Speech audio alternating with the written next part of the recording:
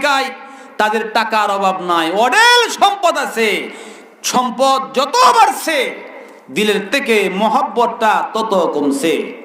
আমাদের মুরব্বীদের তারা যখন আপনার যুবক ছিলেন তখন দেখা গেছে তাদের টাকা পয়সা এত ছিল না, দিলটা বড় মহব্বত ছিল, বাবার প্রতি শ্রদ্ধা ছিল, সম্মান ছিল।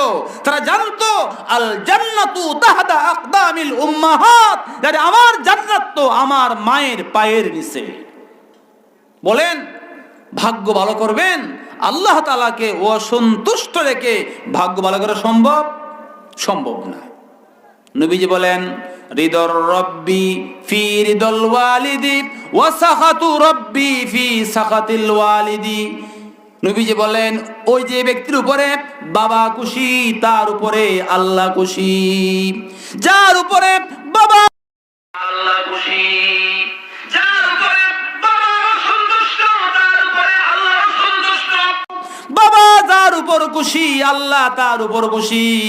আমার যুবক ভাইরা, যে কোনো মূল্যে বাবাকে খুশি রাখা লাগবে, খুশি রাখার সর্বাত্মক চেষ্টা করা লাগবে। বাবা যদি খুশি থাকে আল্লাহ খুশি হয়ে যাবেন। তবে বৃদ্ধকালে বাবারা অনেক সময় জ্ঞান শূন্য হয়ে যায়। আপনার অবুঝ সন্তান যার বুঝ নাই, তারা কি খুশি করতে পারবেন? পারবেন না। আল্লাহ পাক অনেক সন্তানের ভাগ্যে এমন বাবা দিয়েছেন, বাবা বৃদ্ধ হয়ে গেছে, জ্ঞান নাই, বুঝ নাই, অবুঝ, তাকে আপনি খুশি করতে পারবেন না। কিন্তু বাবাকে খুশি করা উদ্দেশ্য না। আমি আমার বাবার সেবা করি আল্লাহকে খুশি করার জন্য, মায়ের সেবা করি আল্লাহকে খুশি করার জন্য। কাজেই আমার চেষ্টা আমি কতটুকু করতেছি আমার আল্লাহ দেখতেছেন। কাজেই আমার যদি চেষ্টায় ত্রুটি না থাকে, নিঃসন্দেহে আল্লাহ পাক খুশি হবেন। শুধু তাই নয়, আল্লাহ পাক আপনি আমার জন্য জান্নাতের ফয়সালা করবেন। এই জন্য মা বাপ বড় নিয়ামত। বাবা তার উপর খুশি, আল্লাহ তার উপরে খুশি। আর বাবার চেয়ে মায়ের হক কমপক্ষে 3 গুণ বেশি, কমপক্ষে 3 গুণ বেশি। মায়ের ইজ্জত অনেক করতে। وَوَصَّيْنَا الْإِنسَانَ بِوَالِدَيْهِ إِحْسَانًا حَمَلَتْهُ أُمُّهُ كُرْهًا وَوَضَعَتْهُ كُرْهًا وَحَمْلُهُ وَفِصَالُهُ 30 شهرا। আল্লাহ পাক বলেন আমি ওসিয়ত করতেছি তোমরা পিতামাতার সাথে ভালো আচরণ করো। তোমার মা তোমাকে গর্ভে ধারণ করে অত্যন্ত কষ্টের সাথে, ডেলিভারিও করে অত্যন্ত কষ্টের সাথে, সুদীর্ঘ 30টি মাস তার বুকের দুগ্ধ দিয়ে তোমাকে লালন পালন করেছে। সাবধান, এই মায়ের সাথে কোনোদিন অবাধ্য আচরণ করবে না। কাজেই মায়ের রক্ত দিয়ে আপনি আমার শরীর গঠন হয়েছে, মায়ের দুগ্ধ পান করে এই দেহ বড় হয়েছে। কাজে আল্লাহ পাক সে বাপ মা সম্পর্কে ওসিয়ত করেছেন। আমি আমার ছাত্রদেরকে বলি, ও ছাত্ররা, তোমার যেই ভাই লেখাপড়া করে, 2 ভাই, এক ভাই লেখাপড়া করে আর এক ভাই কি খেতে কাজ করে, বলেন উজ্জ্বল ভবিষ্যৎ কার হবে? যে কামলা হের হবে না যে লেখাপড়া করছে তার হবে? যে লেখাপড়া করছে তার হবে। তোমার যেই ভাই খেতে কাম করে, সে যদি বলে আরে তোর সে ভাগ্য আমার বেশি ভালো হবে, আমারও ভবিষ্যৎ উজ্জ্বল হবে, আমিও চাকরি পাবো, সম্ভব? সম্ভব না। আমি বললাম শোনো, তোমরা যে লেখাপড়া করতেছো তোমাদেরও ভবিষ্যৎ ভালো হবে না, উজ্জ্বল হবে না। তোমাদের ভবিষ্যৎ এই খেতে কামলার মতোই হবে যদি তোমার মধ্যে 3টা সম্পদ না থাকে। 1 নাম্বার সম্পদ হলো উস্তাদের দোয়া। কার দোয়া? উস্তাদের দোয়া। 2 নাম্বার সম্পদ মা বাবার দোয়া। 3 নাম্বার সম্পদ মুরব্বিদের দোয়া। তুমি যত উন্নত বিশ্ববিদ্যালয়ে পড়ো না কেন, যত দামি কলেজে স্কুলে পড়ো না কেন, তুমি যদি মা বাপকে খুশি করতে না পারো, তোমার স্যারকে, ম্যাডামকে, উস্তাদকে যদি তুমি খুশি করতে না পারো, উস্তাদের সঙ্গে বেয়াদবি যারা করে তারা কোনোদিন সফলতার মুখ দেখবে না। ক্ষেতের কামলার যে ভবিষ্যৎ, তার ভবিষ্যৎ একই হবে। 2 নাম্বার হলো তোমার মা বাবা। যদি তোমার মা বাবাকে না হয় তুমি টাকা নিয়ে বাড়াবাড়ি করো, বাবার কাজ তুমি করো না, মায়ের সেবা করো না। বহুত ছাত্ররা ছাত্র জীবনে প্রাণপণ লেখাপড়া করে বাড়িতে আসার পরে বাবার কাজে একটু সাহায্য করে, মায়ের কাজে সাহায্য করে, এটা মহব্বত। আরে যেই সত্যের যেই ছেলের অন্তরে মহব্বত আছে, সে লেখাপড়া না যত বড় বেরেস্তারি হোক, মায়ের কাছে আসার পরে আমি আমার মায়ের গোলাম, বাবার কাছে আসার পরে আমি আমার বাবার গোলাম। আমার আমার আমার বাবা ব্যাগ নিয়ে যাবে আর আমি শুটকুট পরে হেঁটে যাব, হতে পারে না। আমার বাবা পেছনে হাঁটবে, আমি আগে হাঁটবো, হতে পারে না। এটা আদব বলা, যার যেই সন্তানের হৃদয়ে মহব্বত আছে ওই সন্তান সম্ভব না, করতে পারে না। কাজেই বললাম তুমি লেখাপড়া করো, তোমার ভবিষ্যৎ ক্ষেতের কামলার মতো হবে, লিখিয়া রাখো, ভালো হতে পারবা না যদি তোমার অন্তরে 3 প্রকার মানুষের দোয়া না থাকে। 3 প্রকার মানুষ যদি খুশি করতে না পারো, 1 নম্বর তোমার উস্তাদকে খুশি করতে না পারো, মা বাবাকে খুশি করতে না পারো, 3 নম্বর মুরব্বীরা তোমাকে ভালো বলে না, বকাটে বলে, তোমার ভবিষ্যৎ অন্ধকার। আর তুমি যত গরিবের সন্তানই হও না কেন, তোমার রেজাল্ট যত নিচেই হোক না কেন, তোমার জ্ঞান বুদ্ধি ব্রেন যত কম থাকুক না কেন, যদি তুমি উস্তাদকে খুশি করতে পারো, মা বাবাকে খুশি করতে পারো, মুরব্বিদের খুশি করতে পারো, ইনশাআল্লাহ তাদের দোয়ার বরকতে তোমার জ্ঞান বাড়বে, ব্রেন বাড়বে, বুদ্ধি বাড়বে, তোমার ভবিষ্যৎ উজ্জ্বল হবেই হবে। আল্লাহ পাক চাইলে তোমাকে উচ্চ ডিগ্রি দিয়ে বড় করবেন, আল্লাহ পাক চাইলে তোমাকে অশিক্ষিত রেখেও বড় করতে পারেন। এই বাংলার বুকে বহুত শিল্পপতি আছে যাদের লেখাপড়া নাই, অশিক্ষিত, অথচ বহুত MA পাস মাস্টার্স পাস ব্যক্তি তাকে সার করে, কারণ আল্লাহ পাক অঢেল সম্পদের মালিক বানাইছেন। এই জন্য ভাইরা, ইন্না রাব্বাকা ইয়াবসুতুর রিজকা লিমান ইয়াশাউ ওয়া ইয়াকদির ইন্নাহু কানা বিইবাদিহি খবীরাম বাসীরা।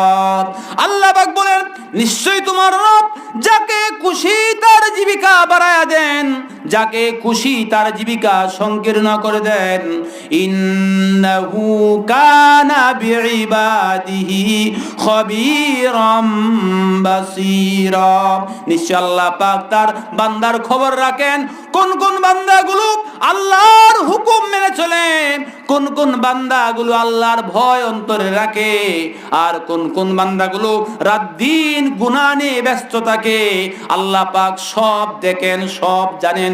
দেখিয়া বুঝিয়া যাকে ইচ্ছে করেন তার জীবিকা বাড়ায়া দেন, যাকে ইচ্ছা করেন তার রিজিক সংকীর্ণ করে দেন। এই জন্য অনেকে আছে যে আমি ছেলেকে মাদ্রাসায় পড়াবো, খাবে কি, হুজুরদের তো বেতন কম। ও ভাই, এই কথা ঠিক নয়, এই কথা ঠিক নয়। বহুত হুজুররা অঢেল সম্পদের মালিক, হাওরের জমিন কিনতেছে, বহুত আছে। আল্লাহ পাক দিলে কেউ ফিরাতে পারে না। তবে হুজুরগণ তার দিলের মধ্যে যে সম্পদ ঢুকাচ্ছেন, ভাই এটা এক অমূল্য সম্পদ। আল্লাহ রাসূল বলেন, ইলম কেবলমাত্র সৌভাগ্যবান যারা তারাই শিখতে পারে, হতভাগারা এ থেকে মাহরুম থাকে। নবীজি বলেন মান আলা মান হালা ওয়ালিদিন ওয়ালাদাহু মিন নুহালিন আফদালা মিন আদাবিন হাসান। নবীজি বলেন, কোন বাবা তার সন্তানকে যে সমস্ত পুরস্কার দেয়, কোন বাবা তার সন্তানকে যে সমস্ত সম্পদ দেয়, তার মধ্যে বাবা তার সন্তানকে ইসলামী আদব শিক্ষা দেওয়ার চাইতে বড় কোনো পুরস্কার দিতে পারে না। যে বাবা তার সন্তানকে ইলম শিক্ষা দিল, আদব শিখালো, সে তাকে এত বড় সম্পদ দিল যা সারা দুনিয়া বিক্রি করলে তার মূল্য হবে না। কিন্তু এটা ঈমানওয়ালা, ঈমানের চক্ষু যার খোলা, সে বুঝে। ঈমানি চক্ষু যার দুর্বল, এই হতভাগা এই সম্পদ বুঝে না। আল্লাহ পাক বলেন, আল মালু ওয়াল বানুনা জিনাতুল হায়াতিদ দুনিয়া ওয়াল বাকিয়াতুস সালিহাতু খায়রুন ইনদা রাব্বিকা সাওয়াবান ওয়া খায়রুন আমালা। আল্লাহ পাক বলেন, ধন সম্পদ, টাকা পয়সা, সন্তান সন্ততি, এগুলি হলো পার্থিব সৌন্দর্য, দুনিয়ার সৌন্দর্য। একজন মানুষ সুন্দরের জন্য দেহে দামি পোশাক পরে, এটা তার দেহের সৌন্দর্য। একজন মানুষ সুন্দরের জন্য বাড়িতে বিল্ডিং করে, সুন্দর রং লাগায়, টাইলস লাগাই, এইগুলি তার সৌন্দর্য। দামি বিছানা পাতি খরিদ করে, এটাও তার সৌন্দর্য। ফ্রিজ খরিদ করে, সৌন্দর্য সুন্দর কিনা বলেন? সুন্দর। কিন্তু যদি ফ্রিজে কোনো খাবার না থাকে, গোস্ত নাই, দামি মাছও নাই, এমনকি ওই সুন্দর ফুলবাবুর ঘরে খাবারের চালগুলিও নাই, আছে না এরকম? সুন্দর বিল্ডিং ওলা ঋণের বুঝাই জর্জরিত পাওনা দারদের দাপড়ে সে ফলায় বেড়ায়। বলেন, সুন্দর পোশাক, দামি বিল্ডিং ওলার ঘরে যদি খাবার না থাকে, তাহলে তার জীবনটা সুখের না দুঃখের? আল্লাহ বলেন, ধন সম্পদ তোমার আসল খাবার নয়। ধন সম্পদ, সন্তান সন্ততি, এইগুলি হলো দুনিয়ার সৌন্দর্য, এইগুলি আসল সৌন্দর্য নয়। ওয়াল বাকিয়াতুস সালিহাতু খায়রুন ইনদা রাব্বিকা সাওয়াবান ওয়া খায়রুন আমালা। আল্লাহ পাক বলেন, চিরস্থায়ী নেক আমল, এইগুলি হলো নির্ভর করার মতো সম্পদ, ভরসা করার মতো ঈর্ষণীয় আকাঙ্ক্ষা নামক আকাঙ্ক্ষার বস্তু হলো কাটি সম্পদ, হচ্ছে নেক আমল। বলুন সুবহানাল্লাহ। আল্লাহ পাক বলতেছেন, নেক আমলের তহবিল যে বড় করেছে, নামাজের তহবিল, রোজার তহবিল, আল্লাহর দরবারে চোখের পানি ফালানোর তহবিল যে বড় করেছে, সে এক দামি অবলম্বন, দামি সম্পত্তির মালিক হয়ে গেছে। সুবহানাল্লাহ। কাজেই ভাই, এটাকে আমরা সম্পদ মনে করি না বিদায় ফজরের নামাজ বাদ দিয়ে আমরা কাজে যাই কিনা বলেন? এটা ভাই সঠিক না। আগে আমার নামাজ, পরে আমার খাস। নামাজটা জামাতে পড়ে কাজে বের হন, আল্লাহ পাক আপনাকে বরকত দান করবেন।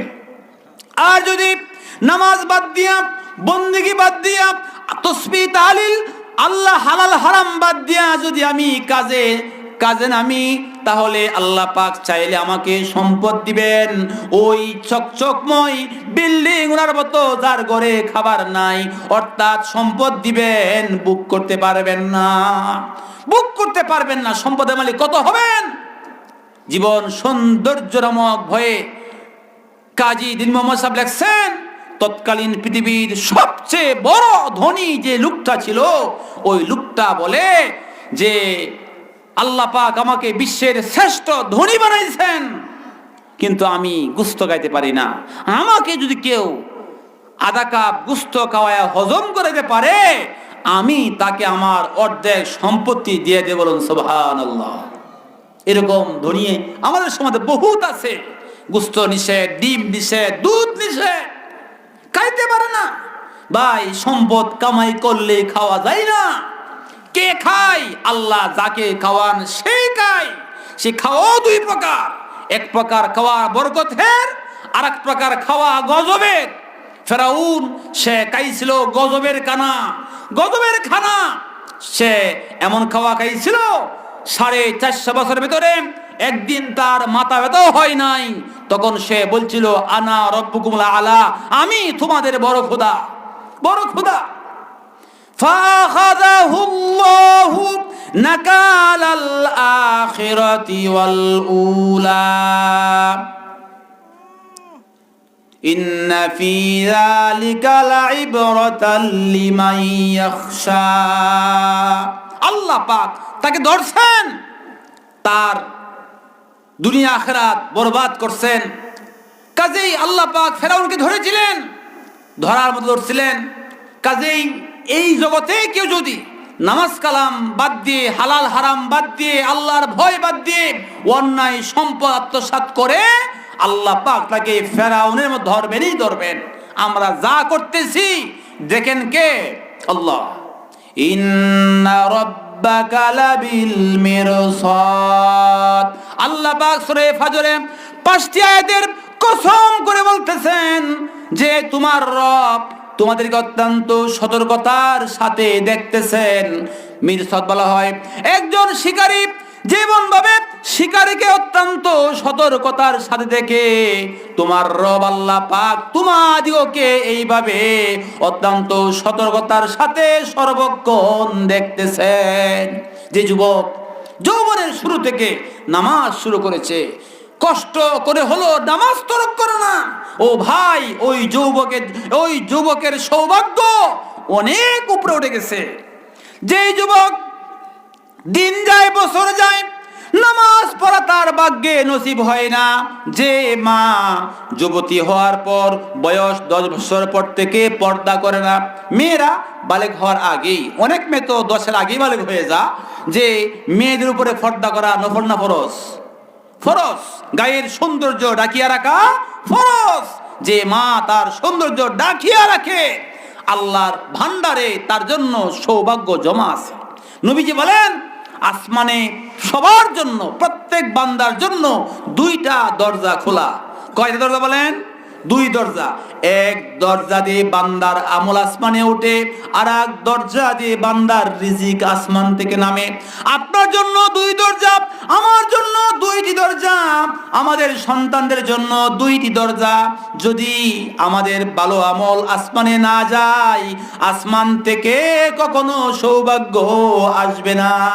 যেই সন্তান বালেগ হওয়ার পর থেকে নামাজ পড়ে না, বন্দি করে না, আল্লাহর হুকুম পালন করে না, গুনার পর গুনাহ করে, আসমান থেকে তার ভালো ভাগ্য আসবে না। বাবার জমিদারি, শ্বশুর বাড়ির সম্পদ তার ভাগ্য ভালো করতে পারবে না।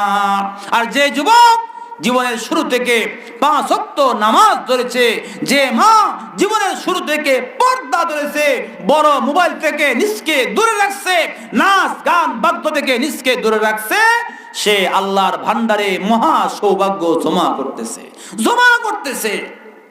এই জন্য যাত্রা সাহেব বলছিলেন, মানুষ স্বাস্থ্য নষ্ট হওয়াকে মুসিবত মনে করে, মানুষ সম্পদ নষ্ট হওয়াকে মুসিবত মনে করে। এই যে আল্লাহর হুকুম তরক হচ্ছে, নামাজ পড়ার তৌফিক হচ্ছে না, আল্লাহর কুদরতি পায়ে সাজদা করতে পারতেছে না, এটাতে একটা মস্ত বড় মুসিবত। এটাকে মানুষ মুসিবত মনে করে না। এই জন্য ভাই, সত্যি যারা নামাজ কালাম পড়ে না, তারা মহা মুসিবতে আছে, মহা বিপদে আছে। তারা নামাজ আল্লাহর কুদরতি পায়ে সাজদা করতে পারতেছে না, এটা মহা বিপদ। এই জন্য ভাই, যুবক ভাইরা, যৌবনের শুরু থেকে নামাজটা পড়ে নেন। আল্লাহর বন্দিগি করে কেউ ঠকে নাই, আল্লাহ পাক কখনো ঠকাইতে পারেন না। কাজে নামাজ কালাম না পড়ে জীবনটা সম্ভব না। আল্লাহ বলেন, আম হাসিবাল্লাযীনা ইজতারাহুস সাইয়্যাতি আন নাজআলাহুম কাল্লাযীনা আমানু ওয়া আমিলুস সালিহাত সাওয়াআম মাহইয়াহুম ওয়া মামাতুহুম সাআ মা ইয়াহকুমুন। আল্লাহ পাক বলেন, যারা গুনার পর গুনাহ করে, ওই গুনাহগাররা কি মনে করে আমি তাদের ভাগ্যটা আমার ওই সমস্ত নেককার বান্দাদের মতো করে দেব। কাল্লাযীনা আমানু ওয়া আমিলুস সালিহাত, যারা ঈমান আনে এবং আল্লাহর ইবাদত করে, গুনাহগাররা কি মনে করে তাদের ভাগ্যটা আমার ওই সমস্ত নেককার বান্দাদের মতো করে দেব, তাদের দুনিয়ার জীবন এবং মরণ একরকম হবে। আল্লাহ বলেন, সাআ মা ইয়াহকুমুন। এটা কত নিকৃষ্ট ফয়সালা, এটা হতেই পারে না। আল্লাহ পাক বেইনসাফ করেন না। আমরা দেখছি আল্লাহ পাক কত গরিবকে ধনী বানাইছেন, কত ধনীকে গরিব বানাইছেন, কত বেইজ্জত ওলাকে ইজ্জত দান করছেন। বলেন ইজ্জতের মালিক কে? আল্লাহ। আল্লাহ পাক ইজ্জতের মালিক। কাজী ভাই, সন্তানকে মাদ্রাসায় দিবেন, আপনার সন্তান যদি মাদ্রাসায় ভর্তি করেন, ভর্তি করার সঙ্গে সঙ্গে আপনার সন্তানের নামটা আল্লাহ রাসূলের মেহমানদের খাতায় উঠে গেল। নবীজি বলছেন, আমি দুনিয়ার বুক ছেড়ে চলে যাচ্ছি, পৃথিবীর বিভিন্ন প্রান্ত থেকে আমার মেহমানরা এই মদিনায় আসবে ইলম নেওয়ার জন্য, তোমরা তাদের সম্মান করবে। সুবহানাল্লাহ, তোমরা তাদের সম্মান করবে। বলেন, একটা ছেলে মাদ্রাসায় কেন ভর্তি হয়েছে? ইলম নেওয়ার জন্য, রাসূলের মিরাস নেওয়ার জন্য। আল্লাহ রাসূলদেরকে মেহমান বলছেন, তাদের সম্মান, তারা যখন রাস্তায় হাঁটে ফেরেশতারা তাদের পায়ের নিচে নূরের পাখা বিছায়া দেয়। আসমানের পাখি তাদের জন্য দোয়া করে, সমুদ্রের মৎস্য মাছগুলো তাদের জন্য মাগফিরাত কামনা করে।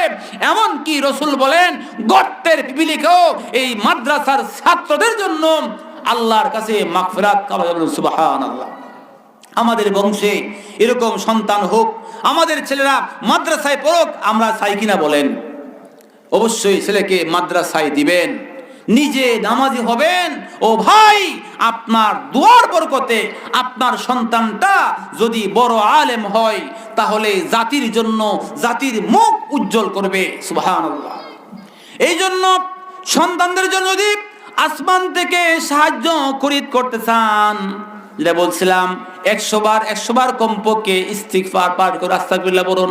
আল্লাহ পাক বলেন, ইস্তাগফিরু রাব্বাকুম ইন্নাহু কানা গাফফারা ইউরসিলিস সামাআ আলাইকুম মিদরারা ওয়া ইউমদিদকুম বিআমওয়ালিন ওয়া বানিনা ওয়া ইয়াজআল লাকুম জান্নাতিন ওয়া ইয়াজআল লাকুম আনহারা।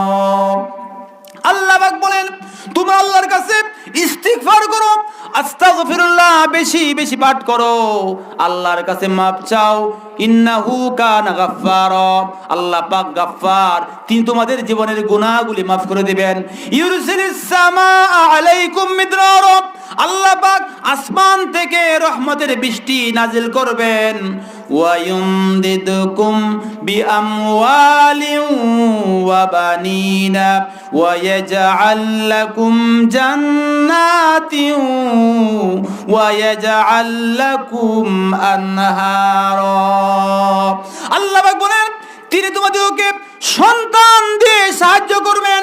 ওয়া ইয়ামদিদকুম বিআমওয়ালি ওয়া বানিনা, আল্লাহ পাক তোমাদেরকে মাল দিয়ে সাহায্য করবেন।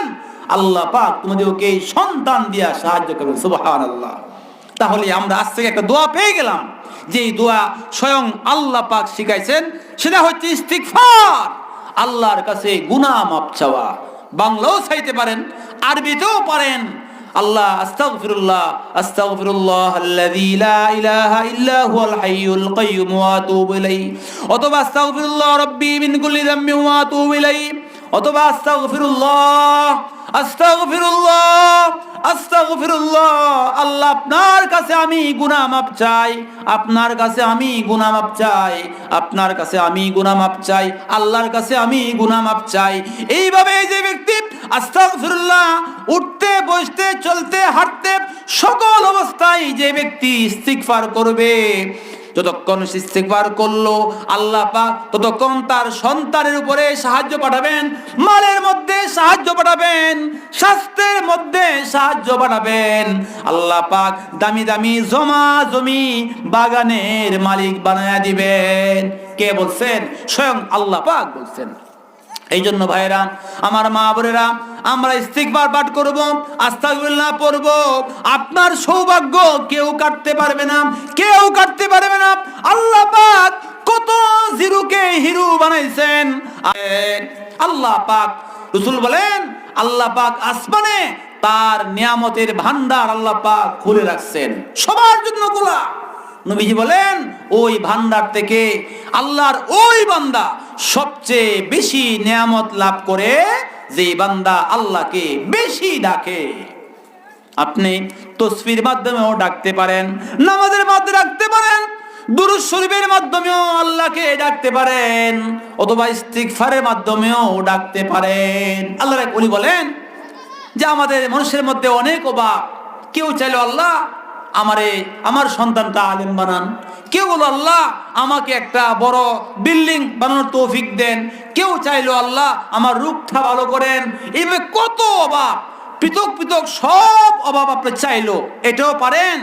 আর যে ব্যক্তি সব বাদ দিয়া শুধু পড়লো আস্তাগফিরুল্লাহ আস্তাগফিরুল্লাহ, এটাই শুধু পড়লো, সে যেন একসাথে সবগুলি চেয়ে ফেললো। সুবহানাল্লাহ। ইস্তিগফার এটা এক মহান জিনিস, মহান সম্পদ। এই জন্য আমরা ইস্তিগফার বেশি বেশি পাঠ করব। ইস্তিগফার পাঠের দ্বারা যে ব্যক্তি ইস্তিগফারকে অবলম্বন করবে, বলে না যার কেউ নাই তার কে আছেন? আল্লাহ আছেন। নিশ্চিত আল্লাহর সাহায্য আপনি পাবেনই পাবেন। যদি বিপদে পড়ে উঠতে বইতে হাঁটতে সবসময় পড়েন আস্তাগফিরুল্লাহ আস্তাগফিরুল্লাহ, অথবা বড় আস্তাগফিরুল্লাহ সবই পড়েন, তাহলে আল্লাহর সাহায্য আপনার উপরে আসবেই আসবে। আপনার দুশমন যত বড় জালেমই হোক না কেন, সেই জালেমের হাত আল্লাহ পাক ভাঙবেনই ভাঙবেন। আপনার উপরে আল্লাহর সাহায্য আসবেই আসবে। কি করলে? আস্তাগফিরুল্লাহ বেশি বেশি পড়লে। আল্লাহ রাখবেন।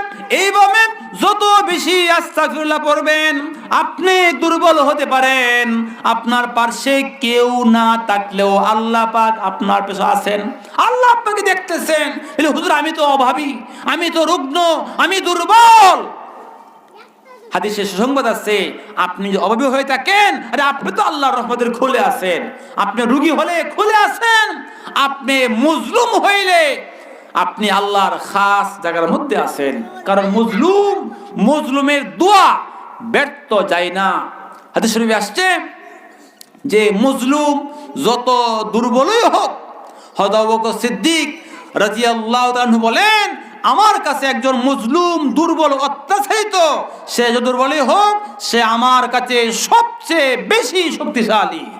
আর একজন জালেম শক্তি আছে বলেই পরের সম্পদ দখল করছেন, ঘাট ধরে বাড়ি থেকে বের করে দিচ্ছেন। তিনি বলেন যে একজন জালেম যত বড় শক্তির অধিকারী হোক না কেন, সে আমার কাছে বড়ই দুর্বল। কারণ মজলুমের দোয়ার পাওয়ার এত বেশি যে মজলুম যখন সে সবর করে, সবর বলে, এটা কি বলবো, তলোয়ার হয়ে জালেমের ভাগ্য কেটে খান খান করে দেয়। জানেন না 16 বছরে কত আলেমকে, নিরপরাধ আলেমকে ফাঁসি দেওয়া হয়েছে, কত আলেমকে বিনা অপরাধে জেলখানায় আয়না করে নির্যাতন করা হয়েছে। সেই আলেমদের কলিজা ফাটা চিৎকারে সেই জালেমদের মসনদ কান কান হয়ে গেছে। সবগুলি একত্রে কি ফলাইছে?